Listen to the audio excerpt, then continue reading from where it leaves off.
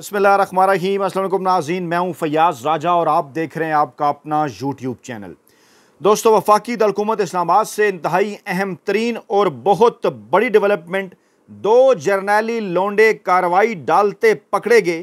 तारीख की खौफनाक तरीन वीडियो लीक हम आपके सामने रखने जा रहे हैं और किस तरह से इमरान खान के खिलाफ इस नई डेवलपमेंट के नतीजे में काजी हाफिज फार्मूला मुकम्मल तौर पर फ्लॉप हो गया। आज की लेटेस्ट डेवलपमेंट की जानिब बढ़ते हैं, इन वीडियोस की जानिब बढ़ने से पहले, क्योंकि इंतहाई ज़रूरी बैकग्राउंड आपके सामने रखना कि ये जर्नैली लोंडे जो कि कार्रवाई डाल रहे थे, उनकी जो है वो ये कार्रवाई कैसे पकड़ने हुई और खौफनाक वीडियो लीक सामने आने के बाद किस तरह और क्यों कर काजी हाफिज फार्मूला मुकम्मल तौर पर नाकाम हो चुका है। जनाब, आज़ादी मार्च केस में इमरान खान, शेख रशीद, शाह महमूद कुरैशी और दीगर पाकिस्तान तहरीक इंसाफ से ताल्लुक़ रखने वाले तमाम तर रहनुमा मुकम्मल बरी, जी हाँ साफ बरी। और जुडिशल मजिस्ट्रेट मलिक मोहम्मद इमरान ने इस्लामाबाद की district and session court Islamabad की आज़ादी मार्च के हवाले से थाना I-9 में दर्ज मुकदमा था और इसमें जनाब इमरान खान, शेख रशीद समेत शाह महमूद कुरैशी और दीगर जितने भी लोग थे, सदाकत अब्बासी, अली नवाज वगैरह, इन सब को बरी कर दिया गया। इमरान खान, शाह महमूद कुरैशी, शेख रशीद और दीगर पर दफ़ा 144 की खिलाफ वर्जी, तोड़ फोड़ की दफ़ात के तहत 2022 में ये मुकदमा दर्ज किया गया था। वो जो एक लाइन थी ना मुकदमात की, जो कि जाली, झूठे, बोगस केस इमरान खान के खिलाफ दायर किए गए थे, वो एक एक करके अब मुकम्मल तौर पर फारिग हो रहे हैं। और जनाब, मई 2022 में इस्लामाबाद में इख्तिताम पजीर हुआ था PTI का लॉन्ग मार्च और PTI रहनुमाओं के खिलाफ दफ़ा 144 समेत दीगर संगीन मुकदमात दर्ज किए गए थे।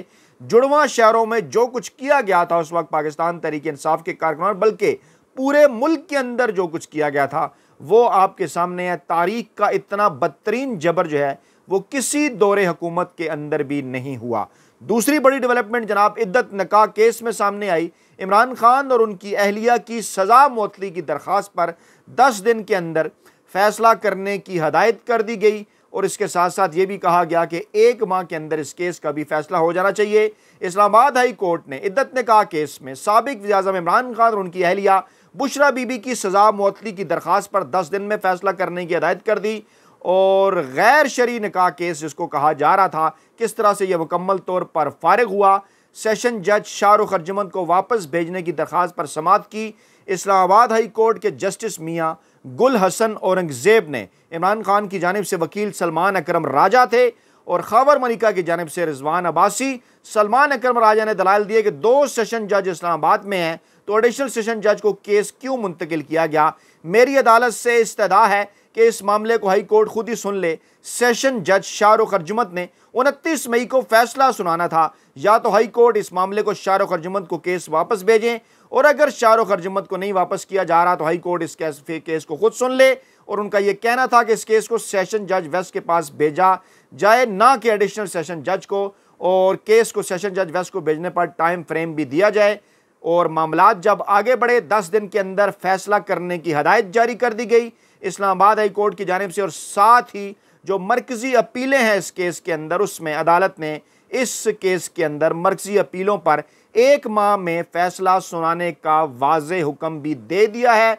और जनाब 11 जून को इस्लामाबाद हाई कोर्ट ने इद्दत निकाह केस का फैसला सेशन जज शाहरुख अर्जुमंद को वापस भेजने की इमरान खान की दरख्वास्त पर समाअत उन्होंने मुंतकिल कर दी थी। 29 मई को फैसला आना था, लेकिन जज साहब जिस तरह से अदालत छोड़कर चले गए वो आपके सामने है। खैबर मलिका साहब ने जो एक्टिंग की वो आपके सामने है। जिस तरह से पाकिस्तान की, दुनिया की अदालती तारीख के अंदर पहली मरतबा ये होता है कि जनाब केस मुकम्मल होता है, जिस दिन फैसला सुनाया जाना है उस दिन जज साहब अदालत से जो है वो चले जाते हैं।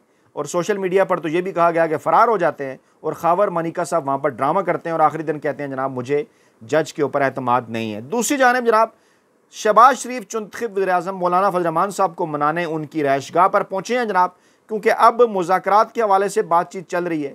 महमूद खान अचकज़ई को इख्तियारात दे दिए हैं इमरान खान और पाकिस्तान तहरीक इंसाफ ने।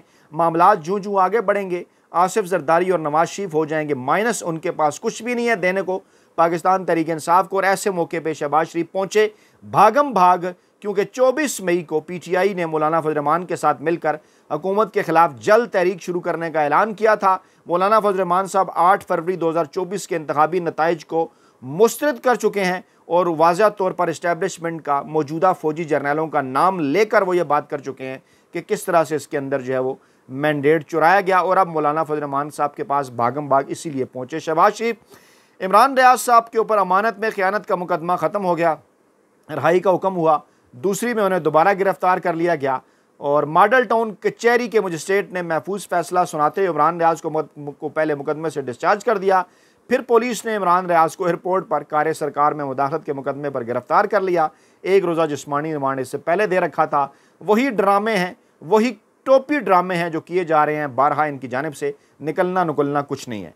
कायदे हिज़्ब इख्तिलाफ जिनका ताल्लुक पाकिस्तान तहरीक इंसाफ के साथ है, पंजाब में उन्होंने हित के इज़्ज़त कानून को लाहौर हाई कोर्ट के अंदर जनाब कर दिया है चैलेंज। पंजाब हुकूमत को चीफ सेक्रेटरी समेत दीगर को फरीक बनाया गया और दरख्वास्त में मौक़िफ़ इख्तियार किया गया है कि हित के इज़्ज़त का कानून आइन के मुनाफी बनाया गया, आइन में दिए गए हकूक़ की खिलाफ वर्जी है। अदालत हित के इज़्ज़त के कानून को कलअदम करार दे। आइंदा चंद दिनों में हम इसकी भी जो समात है वो कर रहे हैं जनाब एक्सपेक्ट।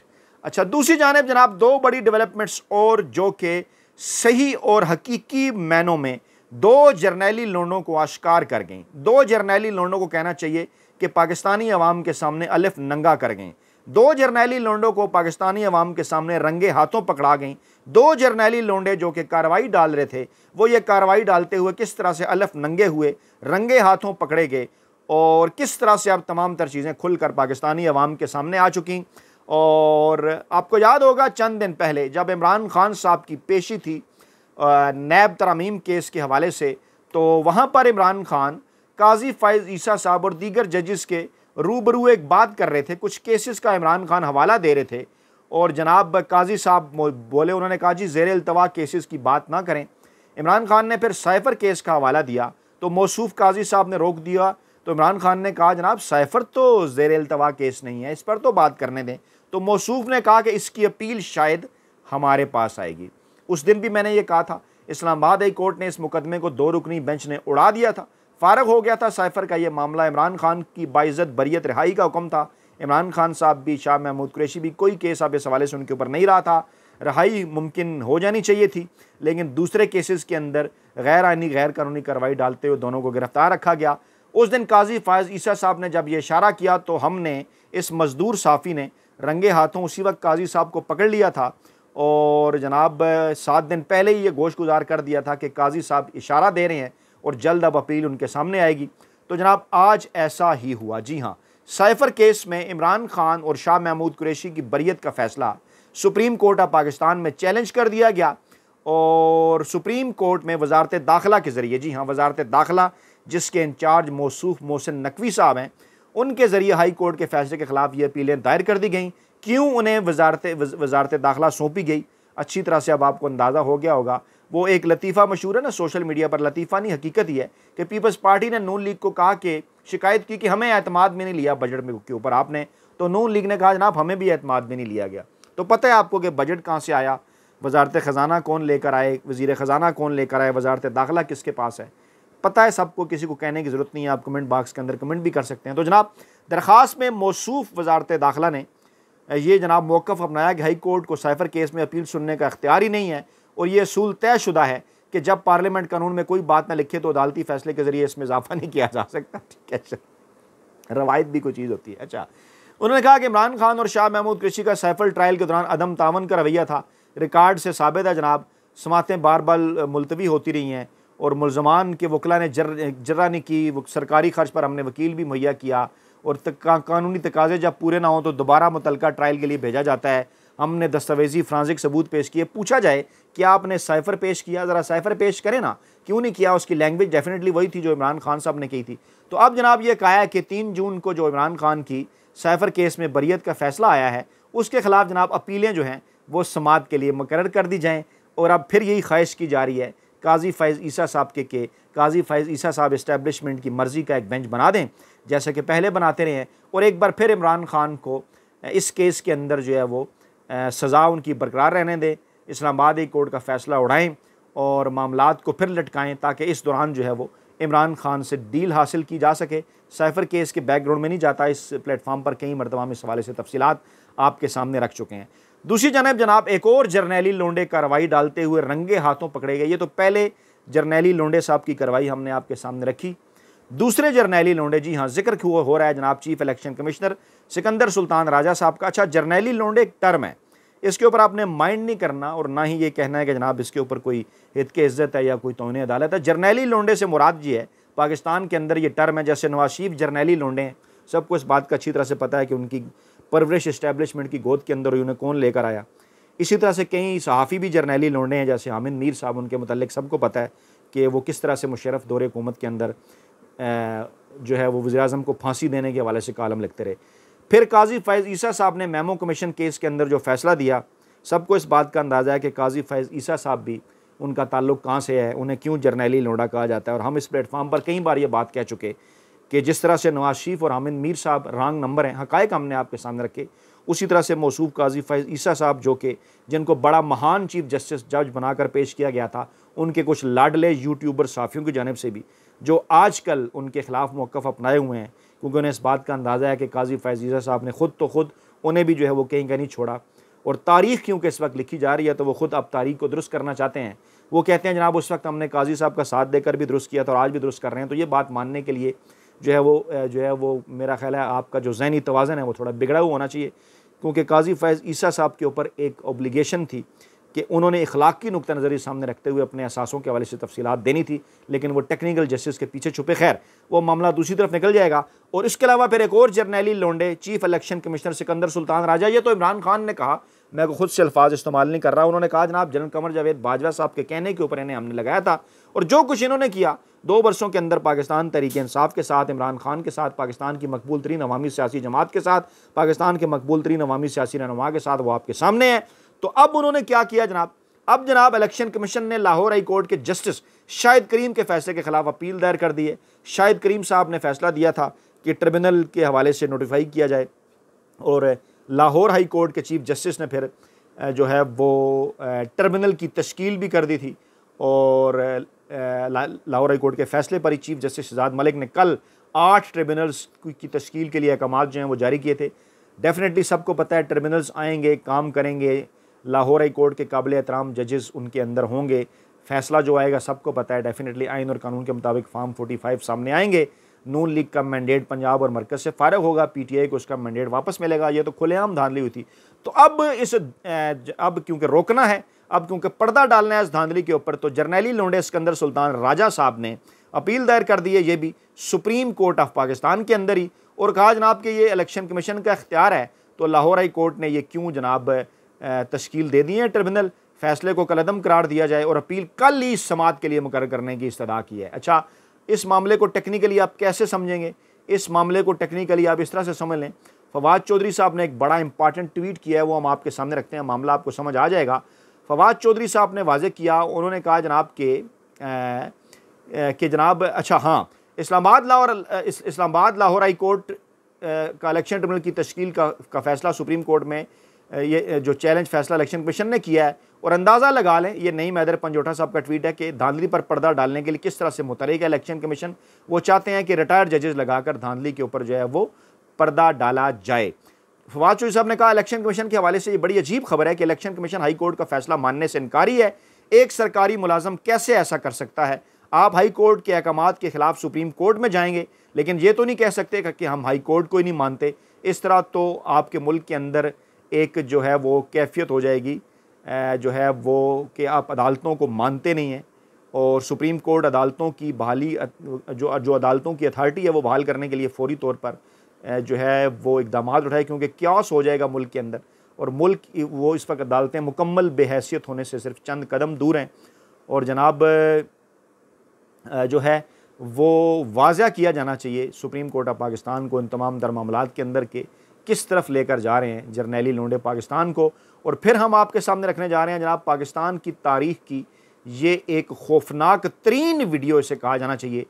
लीक इसलिए कहता हूँ क्योंकि पाकिस्तानी चैनल इसको आप तक पहुँचाते नहीं हैं, सोशल मीडिया के ऊपर भी फायरवाल दीगर चीज़ें हैं। हामिद मीर भी आगे से बैठे हैं, हूँ हाँ कर रहे हैं।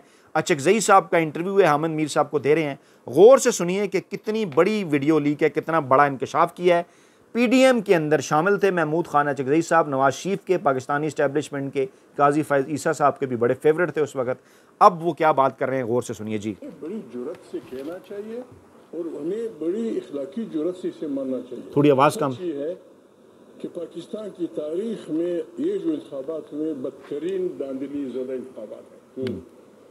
थोड़ा ऊँचा। हाँ, बेलुमीबाज जर्नल कहते हैं, जर्नलिस्ट भी कहते हैं, फलाना भी कहते हैं, सियासी भी कहते हैं। दूसरा सच ये है, ये हमें मानना पड़ेगा। किसी को इमरान अच्छा लगे या बुरा लगे, किसी को ऑडियो ज़रा कम है, मैं एक्सप्लेन करता हूँ। जो हो, ये इंतखाबात बिल्कुल तहरीक इंसाफ जीत चुकी है। हमें ये मानना चाहिए, इसमें बड़ापन है, इसमें वो नहीं है। अभी फिर उसको किस तरीके से उल्टाया गया और किन यारों ने किया, ये गुनाह कबीरा है। ये बिल्कुल इस मुल्क की मुस्तकबिल से खेलने वाली बात है। हमें बड़ी जुर्रत से कहना चाहिए और हमें वो कह रहे हैं बड़ी जुर्रत के साथ कहना चाहिए इमरान खान किसी को अच्छा लगे या बुरा, ये इलेक्शन इमरान खान 100% जीत चुका था। और ये बात अंदरूने खाना जज भी कहते हैं, जर्नैल भी कहते हैं, साफ़ी भी कहते हैं, खुल के कोई नहीं कहता। मैं आपके सामने कह रहा हूँ कि 100% हकीकत है। महमूद खान अकज़ई साहब कह रहे हैं, हमें बड़ा दिल करके ये बात कबूल करनी चाहिए। फिर जिस तरह से फार्म 45 को फार्म 47 बनाकर मैंडेट में जो कुछ किया गया वो आपके सामने है। इस तरह से इस वक्त तक की, आज तक की लेटेस्ट डेवलपमेंट के मुताबिक जो काजी हाफिज़ फार्मूला इमरान खान साहब के ख़िलाफ़ था इस्टेब्लिशमेंट और अदलिया के अंदर शरीफाना सरमाकारी के ज़रिए, वो आज के दिन तक जो है मुकम्मल तौर पर फ्लॉप है। और तमाम तरह हल्के ये बात तस्लीम कर चुके हैं कि 2024 का इलेक्शन सिर्फ़ और सिर्फ इमरान खान ही जीते थे।